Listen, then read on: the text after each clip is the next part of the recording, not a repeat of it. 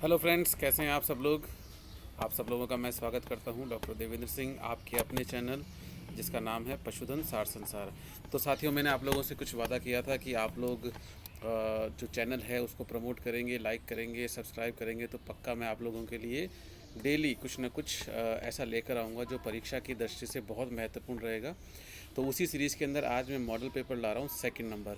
देखो बच्चों, ये जो जितने भी पेपर मैं लेकर आ रहा हूँ, मैं आप लोगों से बहुत आशा रख कर, ये विश्वास रख कर ये पेपर आप लोगों तक लेकर आ रहा हूँ, ताकि आप लोग इन पेपर्स को, अगर पीडीएफ मिल जाए तो अच्छी बात है, नहीं मिलती है तो आप इसे लिख लें, नहीं लिख सकते हैं तो इसको देख लें, ताकि मैक्सिमम लोगों तक ये पहुंच जाए। उसके बाद आप देखिएगा कि भाषा बदल सकती है लेकिन प्रश्न लगभग इसी पैटर्न पर आपके आएंगे।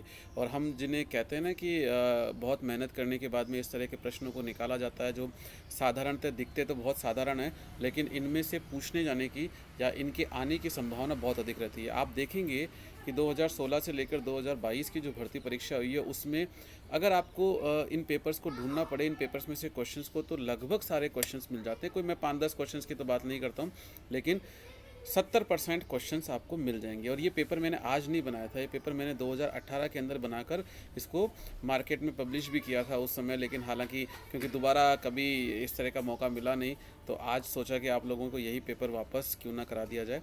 चलिए, ज़्यादा समय ख़राब नहीं करेंगे। ये पेपर सेकंड नंबर का पेपर है, लेकिन अब थर्ड नंबर का पेपर तब आएगा जब 1500 से ऊपर ज़्यादा सब्सक्राइबर हो जाएंगे। ठीक है, थोड़ा सा मैं भी लालची हो गया हूँ। जब आप लोगों ने 1000 कर दिए तो अब मैं सोच रहा हूँ 1500 क्यों ना कर देंगे। चलिए, एक तो ये एक प्रवृत्ति होती है। खैर, कोई ख़ास फ़र्क नहीं पड़ता, 1500 हो ना हो, अगर हम एक भी सब्सक्राइबर रहेगा तो भी मैं आप लोगों के लिए पेपर पूरी सीरीज़ लेकर आऊँगा। इसलिए इस सीरीज़ को कृपया करके आराम से देखें। ठीक है, और जहाँ तक कोशिश हो सके इन प्रश्न पत्रों को आप फास्ट फॉरवर्ड में देखना चाहें, फास्ट फॉरवर्ड में देख लें। ये प्रश्न आपके सामने रूटीन में बहुत बार आ चुके हैं। इन सब को संकलित करने का एक अच्छा रीज़न था कि एक ही जगह आप सारी चीज़ें आप लोगों को मिल जाए। कभी कभी हमारे पास में अच्छे प्रश्न जो होते हैं, लिख नहीं पाते हैं उन प्रश्नों को, तो मैंने इनको बहुत मेहनत करके बहुत पहले समय ही में ही लिख लिया था, जो अभी आप लोगों के लिए काम आ रहे हैं। और जैसा मैंने आप लोगों को वादा किया था कि अंतिम समय पर कुछ आप लोगों के लिए बेहतरीन करूँगा, कोशिश रहती है हमेशा कि आप लोगों के लिए अच्छा किया जाए, निःशुल्क किया जाए। आप लोगों का जो बच्चे जयपुर में अवेलेबल नहीं हो पाते हैं, दूर दराज में बैठे हैं, उन लोगों के लिए भी मैं कोशिश करता हूँ कि सूचनाओं को, उनके सवालों को, या उनके लिए कोई महत्वपूर्ण कोई भी ऐसी चीज़ है जिसको मैं कर सकूँ, ज़रूर करता हूँ। शुरू करें, चलिए। तो पहला क्वेश्चन आता है, बबेशियोसिस की ड्रग ऑफ चॉइस क्या है। तो बबेशियोसिस आपको पता है कि एक प्रोटोजोअल डिजीज़ है जिसकी ड्रग ऑफ चॉइस क्या है, डायमिनाजीन एसीचुरेट। तो ठीक है, यहाँ पर हम लोगों ने इसके आगे आंसर लगा हुआ है, इसलिए मैं भी आंसर लगा नहीं रहा हूँ, कोई ख़ास फ़र्क नहीं पड़ रहा इससे। डायमिनाजीन एसीचुरेट, ठीक है।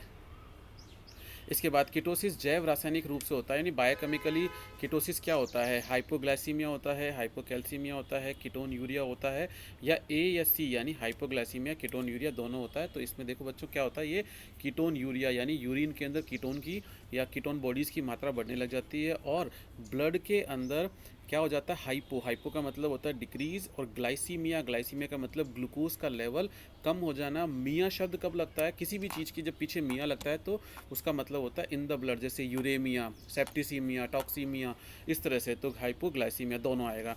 ऑस्टियोमलेशिया किसकी बीमारी है, बड़ा कन्फ्यूजन होता है। मैं इंग्लिश में बोलूँ तो न्यूबॉर्न की, यंग वंस की, अडल्ट की। तो ऑस्टियोमलेशिया जो बीमारी है वो अडल्ट की बीमारी है, वयस्क पशुओं के अंदर होती है। पाइका किसकी कमी की वजह से होता है या किसकी वजह से हो जाता है, समझ लीजिए कि फास्फोरस की वजह से पाइका हो जाता है। इसके बाद बात करें आहार में अधिक मात्रा में दाना, अगर हम आहार में अधिक मात्रा में देंगे, देखो दाने से मतलब यहाँ पर कंसंट्रेट की बात की गई है। अगर कंसंट्रेट को हम अधिक मात्रा में देंगे तो क्या हो जाएगा, क्षारीय अपच या अम्लीय अपच। इस कंडीशन में आपको करना एसिडोसिस। नेक्स्ट कह रहा है कि एंथ्रेक्स का रोगजन्य कारक क्या है। तो एंथ्रेक्स का बेसिलस एंथ्रेसिस है, आप सबको मालूम है, आंसर सामने दिया हुआ है। जोन्स डिजीज़ का कारक क्या है, जोन्स जिसको हम पैराट्यूबरक्लोसिस भी कहते हैं, तो माइकोबैक्टीरियम पैराट्यूबरक्लोसिस इसके अंदर आएगा आंसर। ठीक है। इसके बाद किस रोग से संभावित परिणाम की, किसी रोग से संभावित परिणाम की भविष्यवाणी करना कहलाता। ठीक है, तो इन्होंने पूछा किसी रोग के संभावित परिणाम की भविष्यवाणी क्या कहलाता है, तो भाई प्रोग्नोसिस इसे हम कहते हैं। प्रोग्नोसिस का मतलब कि उसका भविष्य क्या होगा, गुड होगा, ग्रेव होगा, गार्डेड होगा। जिसको फेवरेबल और डाउटफुल है वो मैं करा चुका हूँ, आपको नोट्स में भी देख लीजिएगा। यहाँ पर हम प्रोग्नोसिस की बात करेंगे। इसके बाद गाय भैंस के यूट्रस का आकार अंग्रेजी के अक्षर कैसे किसके समान होता है, तो भाई वाई अक्षर के समान होता है। गोनोडोट्रोपिन्स कहाँ से उत्सर्जित होते हैं गोनेडोट्रोपिन्स क्या होते हैं, जो गोनेट्स पर काम करें, इसलिए गोनेट्स से तो उत्सर्जित नहीं होते, ध्यान रखना। गोनेडोट्रोपिन्स का मैं एग्जांपल दूं तो एफएसएच और एलएच को हम गोनेडोट्रोपिन्स कहते हैं, जो कहाँ से स्रावित होते हैं, एंटीरियर पिट्यूटरी से। तो हाइपोथैलेमस से क्या होता है, गोनेडोट्रोपिन रिलीजिंग हार्मोन। क्वेश्चन दिखने में बहुत आसान है, पर जब ये परीक्षा में आएगा तो आंखों के भ्रम के कारण या तो आप हाइपोथैलेमस करेंगे या इसमें पिट्यूटरी या गोनेड्स में जो भी करना होगा, लेकिन कन्फ्यूज़न ज़रूर हो सकता है। दूसरा है यूट्रस और पेल्विक कैविटी किस माध्यम से बंधे हुए होते हैं, तो ब्रॉड लिगामेंट के माध्यम से यहाँ पर वो आपस में अटैच रहते हैं। गाय का प्लेसेंटा किस प्रकार का होता है, भाई गाय में कॉटिलिडन्स मिलते हैं तो वो कॉटिलिडन टाइप का प्लेसेंटा हो जाएगा। नेचुरल सर्विस में सुअरी में सीमन कहाँ डिपॉजिट होता है, तो हम यहाँ पर जानते हैं कि सुअरी की जो सर्विक्स है वो कॉर्क स्क्रू जैसी होती है, घुमावदार होती है, क्योंकि पेनिस जो होता है बोर में वो कॉर्क स्क्रू जैसा होता है, तो सर्विक्स के अंदर ये डिपोजिशन होता है। यहाँ पर ल्यूटेलाइज के लिए क्या प्रयोग में लाएंगे, यानी कार्पस ल्यूटियम को हटाना है तो हम क्या प्रयोग में लाएंगे, पोस्टाग्लैंडिन, जिसको हम PGF2 अल्फा कहते हैं। ठीक है, आगे बढ़ें तो आगे क्वेश्चंस आते हैं हमारे पास में।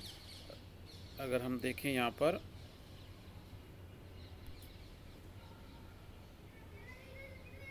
चलिए, सीजनली मोनोइस्ट्रस एनिमल कौन सा है, तो सीजनली मोनोइस्ट्रस एनिमल की हम बात करें जो एक सीज़न के अंदर बार बार हीट में आए, गाय भैंस घोड़ी कुतिया। तो यहाँ पर मोनो लिखा हुआ है, इसलिए यहाँ पर हमें बीच की तरफ जाना है। भैंस में मध्यचक्र की औसत समय होता है, भैंस में मध्यचक्र का औसत समय 21 दिन होता है। दूध में वसा ज्ञात करने की विधि है Westfall balance, oxalate method, Gerber method या रिचमंड स्लाइडिंग मेथड। तो यहाँ पर गर्बर मेथड आएगा, आप लोगों ने देखा, जिसमें H2SO4 का हम उपयोग करते हैं। ठीक है, इसके बाद कोलेस्ट्रम में अधिक क्या मिलता है, vitamin A, vitamin C, vitamin K या विटामिन ई। तो कोलेस्ट्रम में विटामिन ए अधिक मात्रा में मिलता है। सुअर फार्म पर मेल फीमेल का अनुपात कितना होना चाहिए, भाई 1:10, 1 मेल 10 फीमेल। बकरियों के शरीर का सामान्य तापमान पूछा गया है, पहले भी इम्पॉर्टेंट क्वेश्चन है, 102.2 के आसपास रहता है, पर 102 से 104 के बीच में आप लिख सकते हैं इसके अंदर। सफ़ेद सिंधी किसका उपनाम है, भाई सफ़ेद सिंधी हम थार पारकर को ही तो सफ़ेद सिंधी कहते हैं। फिस्टिंग का मतलब दूध दोहन की विधि कौन सी है, स्ट्रिपिंग को हिंदी में चुटकी विधि कहते हैं। फुल हैंड मेथड, जो कि फिस्ट का मतलब होता है हाथ, हथेली, तो यहाँ पर आंसर जाएगा फुल हैंड मेथड।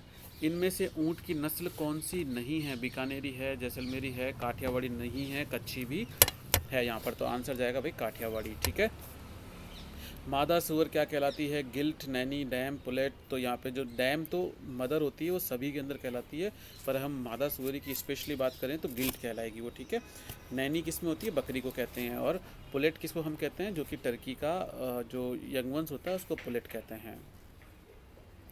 किसकी कमी से घेंगा या गॉइटर हो जाता है, तो गॉइटर हो जाता है भाई आयोडीन की कमी की वजह से। साल्ट ऑफ टार्टर क्या है, salt of tartar potassium carbonate को कहते हैं। बेलाडोना के पौधे से क्या प्राप्त होता है, हायोसाइमिन, एट्रोपिन, हायोसिन, भाई तीनों मिलते हैं एट्रोपा बेलाडोना से। रेजिन या रिंसिनस, जिसको हमने पहले रिंसिनस का आप गलत प्रोनाउंस करते हैं, रेजिन ही इसको कहेंगे। रेजिन नामक विषैला पदार्थ किससे प्राप्त होता है, अरंडी से, सरसों से, काकड़ा से, सूर्यमुखी से। अरंडी मतलब कैस्टर से। ठीक है, ये ध्यान रखिएगा, अच्छा क्वेश्चन है 28 नंबर का कि किससे रेजिन प्राप्त होता है। एंटी न्यूट्रिशनल फैक्टर से एक क्वेश्चन तो पक्का आने वाला है। दवा का शरीर पर प्रभाव का अध्ययन देखो, 2022 के अंदर आया था ये प्रश्न। इसको दवा का प्रभाव, जब दवा प्रभाव दिखाती है तो डायनामिक्स, ठीक है, दै से दवा, दै से डायनामिक्स याद रखिएगा। लेकिन जब शरीर उस दवा के साथ क्या करता है उसको हम काइनेटिक्स कहते हैं।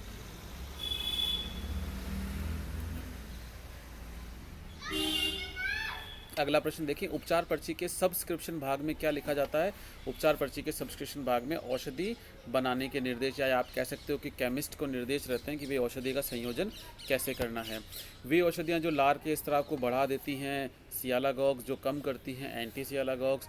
प्रथम फार्माकोपिया भारत में, जो भारतीय प्रथम फार्माकोपिया कब प्रकाशित हुआ था, थोड़ा कन्फ्यूजन रहता है 55-56 में, लेकिन आप 55 करिए, इसको थोड़ा ज़्यादा ठीक रहेगा। 55 के अंदर प्रथम भारतीय फार्माकोपिया पब्लिश हुआ था। अभी तक शायद 9th हो चुके हैं और मैंने कुछ नोट्स में लिखा दिए थे, देख लेना। सामुदायिक विकास कार्यक्रम की शुरुआत कब हुई? सामुदायिक विकास कार्यक्रम की शुरुआत 2 अक्टूबर 1952 को हुई। कोऑपरेटिव सोसाइटी के कितने सिद्धांत होते हैं? 7 सिद्धांत होते हैं, रॉचडेल ने दिए थे, जिसमें से उन्होंने बोला था कि 4 एसेंशियल है, 3 नॉन एसेंशियल है। प्रसार शिक्षा क्या है? औपचारिक है, गैर औपचारिक? बड़ा क्वेश्चन आता है, आज तक तो देखो बच्चों पूछा नहीं है। 2016 में एक प्रश्न पूछा गया था कि स्कूलों के बाहर अनिश्चित पाठ्यक्रम की जो शिक्षा होती है उसको क्या कहते हैं? 2 ऐसी शिक्षा होती है जो स्कूलों के बाहर दी जाती है और जिनमें पाठ्यक्रम दोनों में ही निश्चित नहीं होता। एक है जो हम रूटीन में सीखते हैं, दैनिक जीवन में सीखते हैं, जैसे गाना गाना हमने सीख लिया है, जो हम गुनगुनाते हैं, बातचीत करते हैं, स्विमिंग का हमने कोई को ट्रेनिंग नहीं ली है तो भी वो सीख रहा है। जो भी रूटीन में सीखते हैं उसको हम नॉन फॉर्मल कहते हैं। लेकिन जब हम एक्सटेंशन एजुकेशन की बात करें तो उसको हम इनफॉर्मल कहते हैं। लेकिन जब हम एक्सटेंशन एजुकेशन की बात करेंगे तो उसको आप नॉन फॉर्मल में लेके जाएंगे, यानी गैर औपचारिक के अंदर लेके जाएंगे। ध्यान रखिएगा, अभी तक नहीं पूछा है। इन केस अगर पूछते हैं और वहाँ पर ऑप्शन में नॉन फॉर्मल नहीं हो तो आपको उस समय क्या करना है? उस समय इनफॉर्मल करना है। समझ में आ गया ना? लेकिन अगर इनफॉर्मल भी है और नॉन फॉर्मल भी है तो आप नॉन फॉर्मल कर दीजिएगा। नेक्स्ट है जनसंपर्क के साधन क्या है? भाई लोगों से संपर्क करने के टीवी, पशु मेले, अखबार। जहाँ पर जनसंपर्क का मतलब होता है जब बड़े लेवल पर लोगों से संपर्क किया जाता है तो ऑप्शन इसके अंदर डी जाएगा। बकरी प्रजनन केंद्र कहाँ है? अजमेर के रामसर के अंदर है। राज्य स्तर पर पशुपालन विभाग द्वारा कितने मेले आयोजित किए जाते हैं? 10 मेले। देखिए इनकी डेट, विशेषताएं जरूर कर लेना, मेले पे से एक क्वेश्चन बनेगा क्योंकि इस बार 20 क्वेश्चन एक्स्ट्रा बने। तो एक्स्ट्रा बने तो इसका मतलब समझो कि ये क्वेश्चन जो इजी क्वेश्चन हैं वो भी बढ़ेंगे। वे नेता जो अपना निर्णय जनता पर थोप दे क्या कहलाते हैं? प्रभुत्व संस्थापक नेता। मतलब वो डिक्टेटरशिप टाइप के होते हैं जो कि लोगों की बात नहीं मानते हैं, तानाशाह प्रकार के जो नेता होते हैं वो होते हैं। राजस्थान में देशी गोवंश हेतु सीमन बैंक कहाँ स्थित? देखो ये क्वेश्चन आज की दृष्टि में तो उपलब्ध या यूँ कहें कि इसकी उपयोगिता खत्म हो गई है। राजस्थान में 2 सीमन बैंक हैं, एक है नारवा के अंदर जो कि जोधपुर में पड़ता है, और अब वो नया जिला फलौदी बन गया हो तो शायद फलौदी में आता हो, तो मुझे भी एग्जैक्टली ध्यान नहीं। जोधपुर में नारवा है। दूसरा जयपुर के बस्सी में है। पहले तो क्या था कि जोधपुर वाला जो नारवा था उसका गठन इसलिए किया था कि वहाँ पर हम देसी गोवंश के जो सीमन है, चाहे थारपारकर हो, गिर हो, इसके लिए प्रोड्यूस करते थे। और जयपुर वाला जो सीमन बैंक था उसका उपयोग हम करते थे एक्जोटिक कैटल के लिए। लेकिन अभी क्या है कि हमने दोनों जगह सेम ही प्रोसेस अपना लिया। तो अभी इस समय ये उपयोगिता इस क्वेश्चन की ख़त्म हो गई है, लेकिन फिर भी क्योंकि यहाँ पे जयपुर ऑप्शन नहीं है तो अभी हमको नारवा जोधपुर करना है।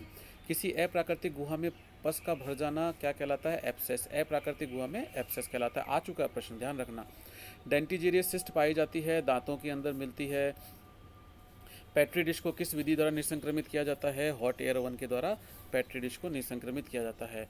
इसके बाद पैरावर्टिबल निश्चेतन में कौन सा अंग्रेजी का उल्टा निश्चेतन काम में लेते हैं? तो देखो एल शेप बनाते हैं, उसके अंदर हम उल्टा इस तरह से एल बना देते हैं वहाँ पर, तो इससे जो स्पाइनल नर्व्स होती हैं जो कि इंटरवर्टिब्रेट फोरामेना से निकलती हैं वो ब्लॉक हो जाती हैं। नेक्स्ट क्वेश्चन, वह घाव जिसमें त्वचा तो नहीं फटती है लेकिन त्वचा के नीचे ऊतकों को नुकसान होता है, तो ऐसे घाव को हम कहते हैं कंट्यूजन। हालांकि कंट्यूजन का एक प्रकार हिमेटोमा है, लेकिन अगर हिमेटोमा और कंट्यूजन दोनों दिया हुआ है तो अपने को कंट्यूजन करना है। एवर्जन का मतलब होता है रगड़ लग जाना, तो ऊपरी एपिडर्मिस इसमें प्रभावित होती है। लंबार सूचर में सुई कौन से परत तक ही जाती है? सब म्यूकोजा तक जाती है, म्यूकोजा को पार नहीं करती है। ओके। छोटे बच्चों में सामान्यतः पाया जाने वाला फ्रैक्चर है सिंपल कंपाउंड ग्रीन स्टिक मिलता है। अच्छा क्वेश्चन है, नोट करके रखिएगा। साधारण फ्रैक्चर होता है हमेशा संक्रमित, खुला, निसंक्रमित। ए व बी दोनों। ए क्या बोलता है भाई? संक्रमित होता है, और खुला होता है। तो क्योंकि ये साधारण सिंपल फ्रैक्चर है तो वो संक्रमित और खुला नहीं होगा। ऑप्शन क्या जाएगा इसके अंदर? निसंक्रमित। ठीक है। रूमिनेंट्स के आहार में कौन से विटामिन की आवश्यकता नहीं होती? इसका मतलब है कि वो बैक्टीरिया खुद ही प्रोड्यूस कर लेते हैं। ऐसे जो विटामिन्स हैं वो हैं बी। ठीक है। हालांकि के भी प्रोड्यूस करते हैं बट बी कॉम्प्लेक्स सबसे ज़्यादा होता है, इसलिए आपको ऑप्शन में बी करना है। अफ्लाटॉक्सिकोसिस किसके खाने से होता है? जीएनसी। जीएनसी का मतलब है ग्राउंड नट केक या मूंगफली की खल। हम शॉर्ट फॉर्म में जीएनसी लिखते हैं, ध्यान रखना, ग्राउंड नट केक, इसलिए इसको भी आप कल भी हम लोगों ने डिस्कस किया था, ये क्वेश्चन अच्छा है। रफेज में कार्बोहाइड्रेट की मात्रा होती है 18% से अधिक, 18 से कम, 60 से अधिक, 60 से कम। तो भाई 18% से अधिक इसके अंदर क्रूड फाइबर की मात्रा होती है। यूरिया में नाइट्रोजन की मात्रा होती है 46% होता है यूरिया के अंदर नाइट्रोजन, इसलिए अगर कच्चे प्रोटीन की गणना करनी हो तो 46 को 6.25 से मल्टीप्लाई कर देना। फादर ऑफ न्यूट्रिशन कौन है? एंटोनियो लेविशियर जो है वो फादर ऑफ न्यूट्रिशन है। सूबबूल में कौन सा विषाक्त पदार्थ प्राप्त होता है? Gossypol, nitrate, माइमोसिन। माइमोसिन मिलता है। लेग्यूम फॉडर, देखो चारे की बात कर रहे हैं, लेग्यूम चारे में डीसीपी की मात्रा यानी डाइजेस्टेबल क्रूड प्रोटीन कितना होता है? 10 से ज़्यादा होता है, लगभग 10 से 12% के आसपास, 16 तक भी चल जाता है अगर हम बात कर ले लेग्यूमिनस में, अगर ऐसे फॉडर्स की तो। पर नॉर्मली आपको ध्यान रखना, लेग्यूमिनस में 10 से ऊपर, नॉन लेग्यूमिनस में 10 से कम। ब्रीडिंग सीजन से पहले खिलाया जाने वाला अतिरिक्त दाना ब्रीडिंग सीजन से पहले खिलाते हैं, उसको हम फ्लशिंग कहते हैं। क्यों? क्योंकि इससे हम ओव्यूलेशन एक्स्ट्रा करा सकते हैं। जनरली हम किस में करते हैं? 100 के अंदर और भेड़ों के अंदर इसको किया जाता है। चलो अगले क्वेश्चन की ओर बढ़ते हैं। निम्न में से खरीफ की फसल नहीं है? बाजरा, ज्वार, मक्का तो है भाई, जई नहीं है। फास्फोरस का उत्तम स्रोत क्या है? जो अनाज है उनका बाहरी आवरण जो होता है फास्फोरस का होता है, और बाहरी आवरण को हम क्या बोलते हैं? चापड़ कहते हैं। तो यहाँ पर गेहूँ व चावल की जो चापड़ है वो सबसे ज़्यादा सोर्स होता है फास्फोरस का, इसलिए घोड़ों के अंदर जब हम चापड़ खिला देते हैं तो बिग हेड डिजीज़ हो जाती है। सफाई कर्मी कोशिका कौन सी कहलाती है? भाई मैक्रोफेजेस को सफाई कर्मी कोशिकाएं भी कहते हैं। हृदय पेशियाँ कैसी हैं? हृदय पेशियाँ हैं रेखित, ऐच्छिक, अरेखित, अनैच्छिक, अरेखित ऐच्छिक या रेखित अनैच्छिक। देखो रेखित भी हैं और इच्छा पर निर्भर भी नहीं करती हैं, इसलिए इसको हम रेखित और अनैच्छिक कहेंगे। सबसे बड़ी सिसमोइड बोन, सबसे बड़ी सिसमोइड बोन है पटेला। ठीक है, कहाँ मिल रही है पटेला? भाई पटेला आपके मिलती है स्टाइफल जॉइंट के ऊपर। चलो आगे बढ़ो। नेक्स्ट क्वेश्चन आता है, निम्न में से कौन सी कपालीय अस्थि नहीं है? फ्रंटल, एथमॉइड, सिफेनॉइड या टेरिगोइड। टेरिगोइड कहाँ मिलेगी? टेरिगोइड मिलती है आपको फेशियल के अंदर, इसलिए आंसर डी जाएगा। स्टेलाइड प्रोसेस अनुपस्थित होता है जो अल्ना बोन में होता है। गाय, कुत्ता, सुअर और घोड़ा, घोड़े में स्टेलाइड प्रोसेस अनुपस्थित होता है। अवशेषी अस्थि रूडिमेंट्री बोन कौन सी है? रेडियस, अल्ना, टिबिया या फिबुला। फिबुला क्या है भाई? इसमें रूडिमेंट्री बोन है।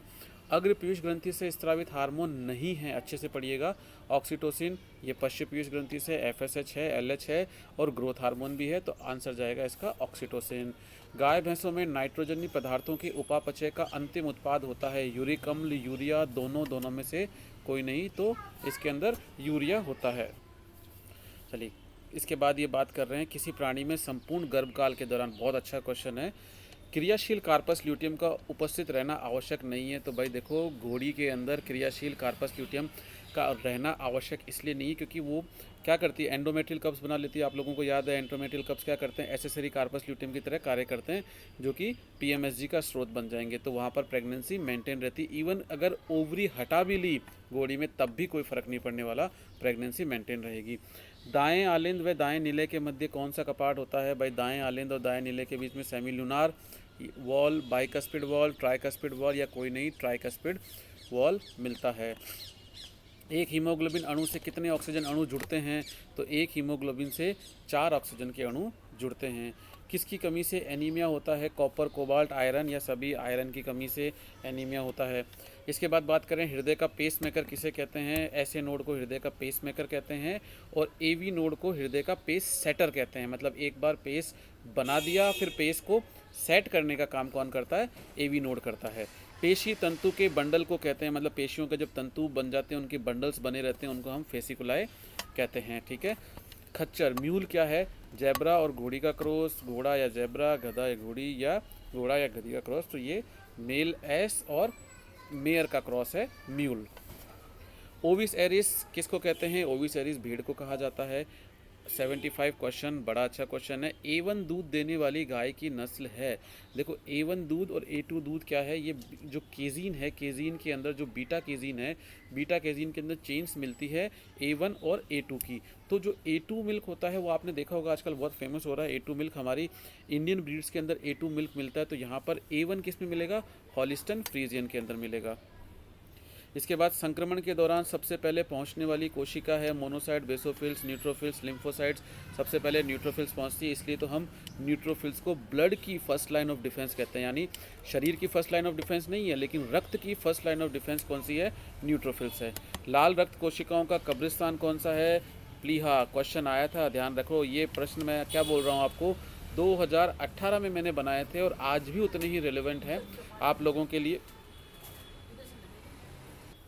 तो मैंने क्या बोला, ये प्रश्न चाहे कभी भी बना दे, इंपॉर्टेंट रहते हैं। आपको ये समझना पड़ेगा कि एलएसए की भर्ती परीक्षा में एलएसए के लेवल के ही प्रश्न आएंगे, बीवीएससी एंड एएच के प्रश्न नहीं आएंगे। लोग बाग आपको कितना भी भ्रम में रखें कि बहुत टिपिकल पेपर आने वाला, देखिए 4-5 क्वेश्चंस टिपिकल आ सकते हैं, उनकी कोई मैं ये नहीं कहता कि बहुत ज़्यादा टिपिकल आएगा, लेकिन मोस्ट ऑफ द प्रश्न जितने भी आपके क्वेश्चंस रहेंगे वो सब कैसे रहेंगे, आपके ही स्तर के रहेंगे, जिनको आसानी से अगर थोड़ी स्टडी हमने कर रखी है तो उनको किया जा सकता है।